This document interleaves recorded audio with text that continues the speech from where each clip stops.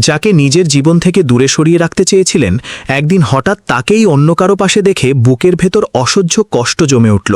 অন্যদিকে যে হামলায় সবাই ভেবেছিল সোহাগ ভেঙে পড়বে, সেই হামলাই যেন পুরো গ্রামের মানুষকে এক করে দিল। কিন্তু এখানেই শেষ নয়, পর্দার আড়ালে মতিলাল সাজিয়ে ফেলছে আরও ভয়ঙ্কর ষড়যন্ত্র। আর ঠিক সেই সময় সূর্যের হাতে পৌঁছে যায় এমন একটি রহস্যময় ছবি, যা মুহূর্তের মধ্যেই বদলে দিতে পারে সব সম্পর্কের সমীকরণ। তাহলে কি অবশেষে সূর্য জানতে পারবে আসল সত্য? সোহাগের সঙ্গে তার ভুল বোঝাবুঝির অবসান কি এবার ঘটবে, নাকি নতুন ষড়যন্ত্র আবারও তাদের দূরে ঠেলে দেবে? চলুন জেনে নেওয়া যাক আগামী পর্বে কি ঘটতে চলেছে। সোহাগের ওপর নৃশংস হামলার ঘটনার পর যেন পুরো গ্রাম আগুনের মতো জ্বলে উঠেছে। চারদিকে একটাই আলোচনা, যে মানুষটি নিজের স্বার্থের কথা না ভেবে গ্রামের মানুষের অধিকার রক্ষার জন্য সাহসের সঙ্গে দাঁড়িয়েছিল, তাকেই আজ প্রাণে মেরে ফেলার চেষ্টা করা হয়েছে। সকাল থেকেই গ্রামের নারী, পুরুষ, বৃদ্ধ, যুবক সবাই একে একে সোহাগের বাড়িতে এসে তার খোঁজ খবর নিতে থাকে। কেউ ফল নিয়ে আসে, কেউ ওষুধ, আবার কেউ শুধু পাশে দাঁড়িয়ে সাহস দেওয়ার জন্য আসে। গ্রামের মানুষের চোখে মুখে স্পষ্ট ক্ষোভ আর উদ্বেগ।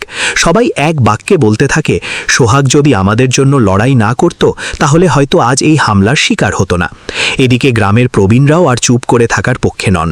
তারা একটি বৈঠকে বসে দৃঢ় সিদ্ধান্ত নেন, হামলাকারীদের বিরুদ্ধে আইনি ব্যবস্থা নেওয়া হবে এবং এবার কোনোভাবেই অপরাধীদের ছেড়ে দেওয়া হবে না। গ্রামের সবাইকে একজোট থাকার আহ্বান জানানো হয়, যাতে ভয় দেখিয়ে কেউ তাদের ন্যায়ের পথ থেকে সরিয়ে দিতে না পারে। অন্যদিকে নিজের ঘরে বসে ময়ূরাক্ষী আগের দিনের সভার ভিডিও বারবার দেখতে থাকে। তার মাথায় একটাই চিন্তা, কিভাবে আবার সূর্যের মনে সোহাগের বিরুদ্ধে বিষ ঠেলে দেওয়া যায়। ঠিক তখনই সূর্য সেখানে এসে পড়ে। সুযোগ হাতছাড়া না করে ময়ূরাক্ষী ভিডিও দেখিয়ে বলে, দেখছো, সোহাগ এখন দর্শনীর সঙ্গে মিলে আমাদের বিরুদ্ধেই মানুষ জড়ো করছে। আজ না থামালে কাল ওরা আমাদের জন্য বড় বিপদ হয়ে দাঁড়াবে। কিন্তু আশ্চর্যের বিষয়, এবার সূর্যের প্রতিক্রিয়া একেবারেই অন্যরকম। সে শান্তভাবে পুরো ভিডিওটি দেখে ধীর কণ্ঠে বলে, যে মানুষ নিজের স্বার্থ নয় অন্যের অধিকারের জন্য লড়াই করে, তাকে ছোট করে দেখার অধিকার আমাদের নেই। সূর্যের এই বদলে যাওয়া কথায় ময়ূরাক্ষী যেন মুহূর্তের জন্য বাকরুদ্ধ হয়ে যায়।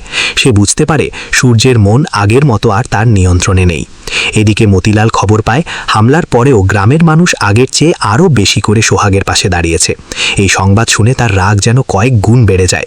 সে গোপনে নিজের লোকজনকে ডেকে কঠিন কণ্ঠে বলে, একবার আঘাতে কাজ হয়নি, এবার এমন ব্যবস্থা করতে হবে যাতে সোহাগ আর কোনো দিন মানুষের সামনে দাঁড়ানোর সাহস না পায়। তার কথায় উপস্থিত সবাই বুঝতে পারে, এবার আরও বড় কোনো ষড়যন্ত্রের প্রস্তুতি চলছে। কিন্তু সেই পরিকল্পনা কি, তা কাউকেই জানানো হয় না। অন্যদিকে সোহাগের বাড়িতে চিকিৎসক তার মাথায় ব্যান্ডেজ করে সম্পূর্ণ বিশ্রামের পরামর্শ দিয়েছেন। কিন্তু নিজের কষ্ট ভুলে সোহাগ বারবার গ্রামের মানুষের খোঁজ নিতে চাইছে। এমন সময় দর্শনী ওষুধ আর খাবার নিয়ে তার ঘরে আসে। সে হাসি মুখে সোহাগকে বলে, তুমি আগে সুস্থ হয়ে ওঠো, গ্রামের মানুষের দায়িত্ব আমরা সবাই মিলে সামলে নেব। দর্শনীর এই আন্তরিক কথায় সোহাগের চোখে কৃতজ্ঞতার ছাপ ফুটে ওঠে। ঠিক একই সময় সূর্যের মনে বারবার ফিরে আসে আগের রাতের সেই অদ্ভুত স্বপ্ন। স্বপ্নে সে দেখেছিল সোহাগ তাকে বারবার ডাকছে, কিন্তু যতই এগোতে চায় কোনো অদৃশ্য শক্তি তাকে আটকে দিচ্ছে। ঘুম ভাঙার পরেও সেই দৃশ্য তার মন থেকে মুছে যায় না।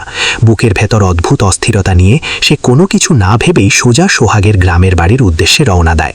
বাড়ির সামনে পৌঁছে সে কিছুক্ষণ নীরবে দাঁড়িয়ে থাকে।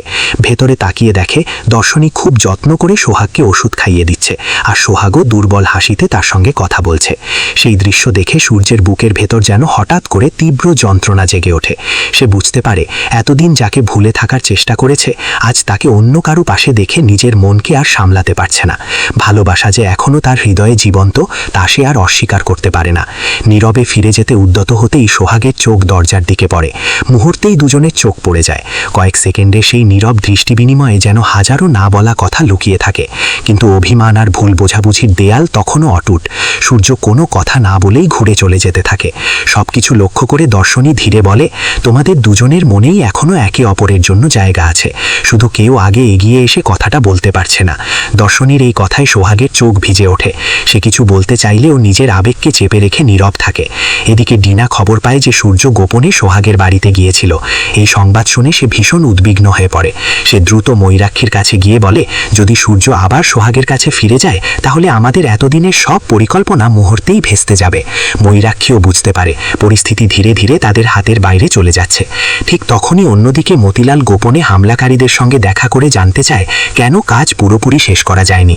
তখন একজন মুখোশধারী লোক জানায় দর্শনী হঠাৎ সেখানে পৌঁছে যাওয়ায় পুরো পরিকল্পনাই নষ্ট হয়ে গেছে। এই উত্তর শুনে মতিলাল ক্রোধে ফেটে পড়ে এবং আরও ভয়ঙ্কর ষড়যন্ত্রের ইঙ্গিত দেয়। সন্ধ্যা নামতেই সূর্য একা বসে অতীতের স্মৃতিগুলো মনে করতে থাকে। সোহাগের সঙ্গে কাটানো ছোট ছোট আনন্দের মুহূর্তগুলো যেন একে একে চোখের সামনে ভেসে ওঠে। তখন নিজের মনেই সে স্বীকার করে, আমি যতই অস্বীকার করি, সত্যিটা হলো আমি এখনও শুধু সোহাগকেই ভালোবাসি। একই সময় বাড়ির বারান্দায় দাঁড়িয়ে আকাশের দিকে তাকিয়ে থাকে সোহাগও। তার মনেও সূর্যের অসংখ্য স্মৃতি ফিরে আসে। সে মনে মনে ভাবে যদি একবার সব ভুল বোঝাবুঝি দূর হয়ে যেত, কিন্তু পরক্ষণেই নিজের মনকে শক্ত করে নেয়। ঠিক তখনই সূর্যের মোবাইলে একটি অচেনা নম্বর থেকে রহস্যময় একটি ছবি এসে পৌঁছায়। ছবিতে স্পষ্ট দেখা যায় হামলার আগেই মতিলাল কয়েকজন মুখোশধারী লোকের সঙ্গে গোপনে পরিকল্পনা করছে। ছবির নিচে লেখা মাত্র একটি বাক্য, সত্য জানতে চাইলে দেরি করো না। ছবিটি দেখে সূর্য স্তব্ধ হয়ে যায়। সে বুঝতে পারে এতদিন যা ভেবেছে তার সবটাই হয়তো ভুল ছিল। সঙ্গে সঙ্গে সে সিদ্ধান্ত নেয় এবার যে কোনো মূল্যে হামলার আসল রহস্য উদ্ঘাটন করবেই। কিন্তু দূরে দাঁড়িয়ে ডিনা সবকিছু নজর রাখছিল। সে তড়িঘড়ি মোবাইল বের করে কাউকে ফোন করে উদ্বিগ্ন কণ্ঠে বলে, সূর্য যদি সত্যিটা জেনে যায় তাহলে আর কিছুই আমাদের নিয়ন্ত্রণে থাকবে না। আর এই চরম উত্তেজনাপূর্ণ মুহূর্তেই শেষ হবে আগামী পর্ব। এখন দর্শকদের মনে একের পর এক প্রশ্ন। সূর্য কি সত্যিই মতিহালের মুখোশ খুলে দিতে পারবে? সে কি অবশেষে নিজের ভালোবাসার কথা সোহাগকে জানাবে? দর্শনী কি তাদের দুজনকে আবার কাছাকাছি নিয়ে আসতে পারবে? আর ময়ূরাক্ষী, ডিনা ও মতিলালের নতুন ষড়যন্ত্র কি সফল হবে, নাকি সত্যের জয় হবে? সব প্রশ্নের উত্তর মিলবে আগামী পর্বে।